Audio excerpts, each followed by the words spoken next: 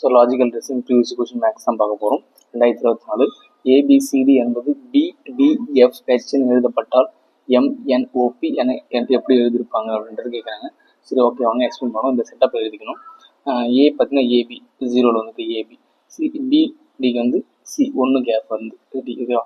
சிக்கு பார்த்தீங்கன்னா DE gap, அடுத்து பார்த்தீங்கன்னா ஹெச் எப்படி வந்து பார்த்தீங்கன்னா E F G, so 3 gap. So answer பார்த்தீங்கன்னா 0 1 2 3 அப்படின்னு இருக்குது. ஸோ இப்போ நம்ம இந்த செட்டப்பில் பார்க்கணுமான்னு கேட்டால் அதுதான் கிடையாது. ஸோ இப்போ பார்த்தீங்கன்னா வந்திருந்தால் எம்மு வந்தால் என் தானே வரணும். ஸோ ஆப்ஷன் எதுவுமே இல்லைங்களே. ஸோ இந்த மாதிரி சுச்சுவேஷன் நம்ம எப்படி யோசிக்கணும்னா, ஸோ ரிவேர்ஸில் போகிறோங்களா, எம் 1, ஸோ எல்லு, அடுத்து எண்ணுக்கு 2 1 2 எல்லு, ஓக்கு 1 2 3 எல்லு, பி 1 2 3 4 எல்லு. ஸோ ஓகேங்களா.